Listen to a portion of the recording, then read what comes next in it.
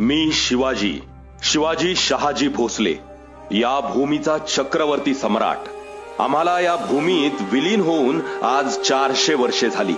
तरी आदर्श शोधायची वेळ आल्यावर तुम्हाला 400 वर्षे मागे जाऊन आमच्यापर्यंत काय यावे लागते? तो आदर्श तुमच्यात नाहीच का? कसा असेल?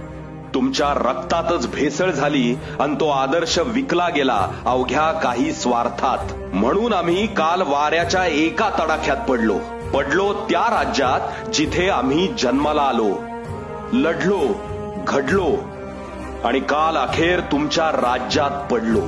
कीव येते मला तुमच्या फुटकळ विचारांची.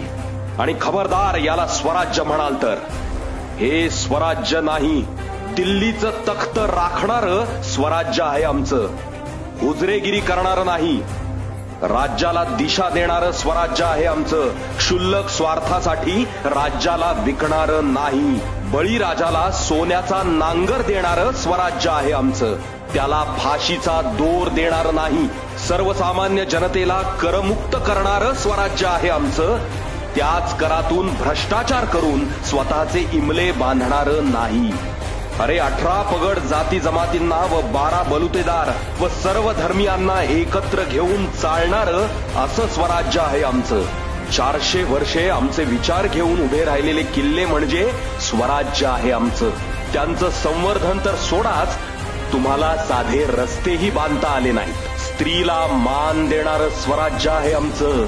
तिचा पदर खेचणार नाही आणि ज्याने ती हिंमत दाखवली त्याचा पुरुषार्थ ठेचला आम्ही.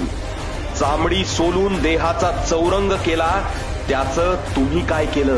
बोला. इतकं थंड रक्त मराठ्यांचं असूच शकत नाही. हेच करायचंय तर आमचं नाव लावणं बंद करा.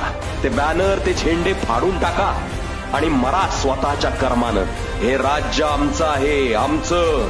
त्याला स्वतःच्या बापाची जहागीर समजाल तर खबरदार. तिथे पडलो तरी इथे जिवंत आहोत आम्ही, आमच्या विचारांनी. आणि हे विचारच घडवतील या संवेदनशील मनात क्रांती. राजे आहोत आम्ही, पण हात जोडून विनंती करतो, वेळ गेलेली नाही. जागे व्हा आणि आपल्या धमन्यांमध्ये जागवा मर्द मराठ्यांचं सळसळतं रक्त. अरे कोण होते माझे मावळे? ही सर्वसामान्य जनता. मी त्यांना अभय दिलं आणि त्यांनीच स्वराज्य घडवलं. माझ्या लेकरांनो, ही तीच वेळ आहे जशास तसं वागायची, महाराष्ट्र घडवण्याची, पुन्हा स्वराज्य स्थापन करण्याची. आम्ही रायरेश्वराच्या मंदिरात शपथ घेतलेली, तुम्ही शपथ घ्या. माझ्यासोबत म्हणा, हा महाराष्ट्र आपला आहे. त्याचं रक्षण करणं, महाराष्ट्र अस्मिता राखणं हे माझं कर्तव्य आहे. बोला, हर हर महादेव, हर हर महादेव.